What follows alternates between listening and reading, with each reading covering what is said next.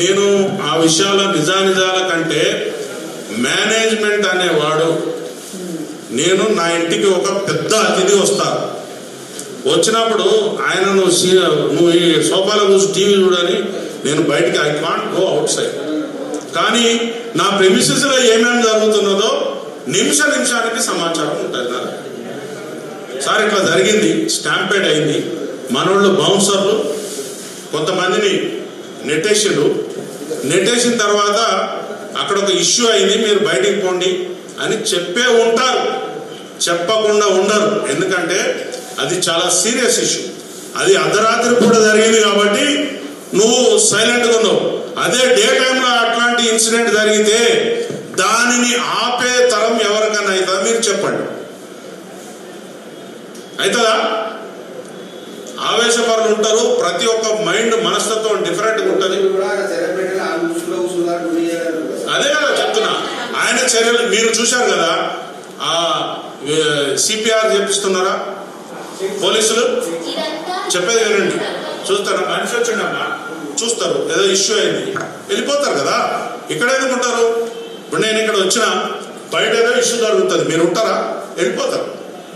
అదేదో ఇంపార్టెంట్ అని పోతారు. అక్కడ ఏదైనా ఒక బ్లాస్టింగ్, ఒక కొట్లాట, ఒక దొమ్మి, ఒక అల్లరి కనపడితే ఉండరు కదా. ఇప్పుడు పోలీసు అనేవాడు కూడా మనిషే, కానీ నీకు డ్యూటీ ఎక్కడి నుంచి ఎక్కడికి వేసినాం? డ్యూటీలో ఉన్నవాళ్ళు అందరూ నీ దగ్గర కూడా కొంతమంది ఉంటారు, డయాస్ మీద ఉంటారు, టైలెంట్లో ఉంటారు, ఊరు బయట ఉంటారు, టాయిలెట్స్ దగ్గర ఒకటి ఉంటారు, బందోబస్తు ఎట్లుంటారు అట్లుంటుంది. నీ దగ్గర ఉన్నట్టు చూడవచ్చు, చూడలేదని నేను అంటలేము.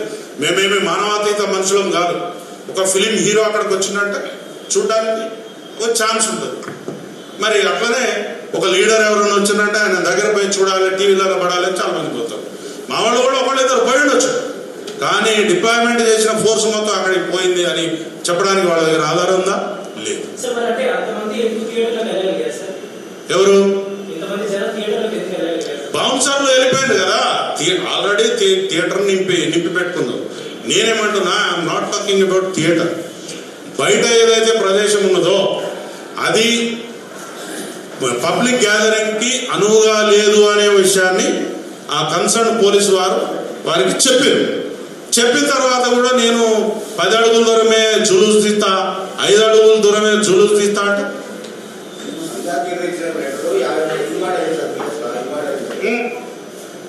సో ఇన్వాల్వ్ అయితే ఏంటిది? సో చెప్పండి, ఇన్వాల్వ్ అయింది, నేను చూడను, నా 4 రోజులు టైం పడుతుంది. What is the responsibility of the officer?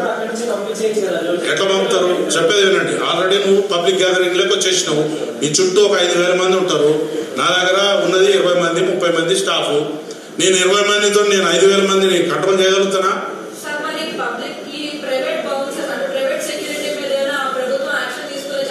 పక్కా తీసుకుంటాం, పక్కా. చెప్పేది వినండి, ఒక నిమిషం వినండి. ప్రైవేట్ సెక్యూరిటీ అనేది private, it is a private. వాడు చట్టానికి అతీతుడు కాదు, చట్టంతోనే పనిచేయాలి, చట్టంతోనే పనిచేయాలి. He is not suppose to throw anyone.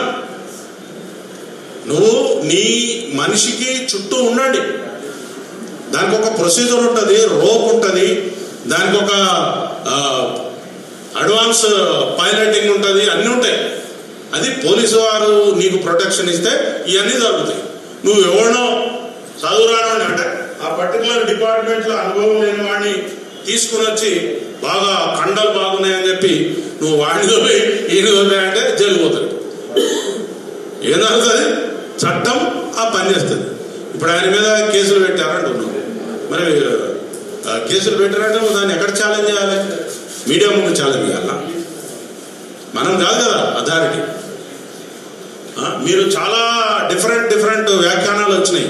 I don't want to go in to those debates. ఆ వ్యాఖ్యానాల్లోకి నేను పోదలుచుకోలేదు, ఎందుకంటే నాది ఒక ఎయిమ్ ఉంది.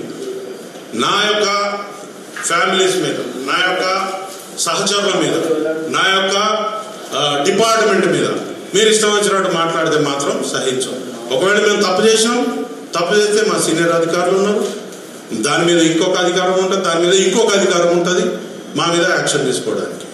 But you are not suppose to insult before the public. మీరు మీ వ్యూస్ చెప్పొచ్చు, నేను కూడా చెప్పినా కదా, నేనేమన్నా చెప్పినా చెడ్డ మాటలు చెప్పరా? ఎవరు? నేనేమియను కానీ నేను ఒక సమాజానికి గరీబోళ్ళకు ఒక విషయం చెప్తా. నేను అదే చెప్తున్నా, నేను సమాజానికి పేదవాళ్లకు అప్కమింగ్ మిడిల్ క్లాస్ ఫ్యామిలీస్కి ఏం చెప్తున్నా అంటే, నీకు ఒక 10-15 రోజులు ఆగితే ఓటీటీ ప్లాట్ఫామ్ మీద రూపాయలకో 20 రూపాయలకో వచ్చే సినిమాను నీ జీతం సగం జీతం కష్టపెట్టుకుని పోయి వారి బొంద మీద కొట్టదు. ఒకటి. రెండోది ఏంటంటే, నా పిల్లలకు చెప్తున్నా, నేను పేద వర్గాలకు సంబంధించిన మిడిల్ క్లాస్ వర్గాలకు సంబంధించినటువంటి పిల్లలు ఎక్కువగా ఊహించుకోకండి నీ హీరో గురించి, ఎక్కువగా ఊహించుకోకండి నీ హీరోయిన్ గురించి, ఎక్కువగా ఊహించుకోకండి నీ యొక్క పరిస్థితుల గురించి. నువ్వు, నీ కుటుంబం, నీ తల్లిదండ్రులు, నీ బజారు, నీ యొక్క ఊరు మాత్రమే ఇంపార్టెంట్. ఈ బాగు చేసుకోగలిగితే మన సమాజం చాలా గొప్పగా వెళ్తుంది. పారంజిత లాంటి ఒక సందేశాత్మకమైనటువంటి చిత్రాలు ఇచ్చే వాళ్ళు డైరెక్టర్స్ ఉన్నారు. అట్లాంటి సినిమాలు చూడండి, 2000 కాదు 4000 పెట్టి చూడండి, మీకు కొన్ని విషయాలు తెలుస్తాయి.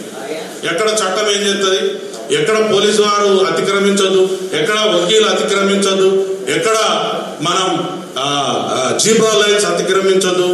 చట్టం అంటే నువ్వు నీ యొక్క స్ట్రెంగ్త్ ఏంటో నీకు తెలుసు.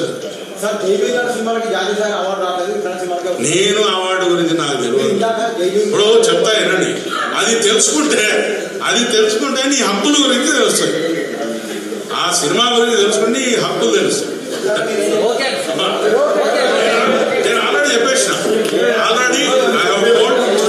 మా యొక్క మమ్మల్ని కెలకద్దు, రీజన్ లేకుండా మీరు ఇబ్బంది పెట్టినంటే మాత్రం మీకు రీల్స్ కట్ అయితే, రీల్స్ కట్. Thank you.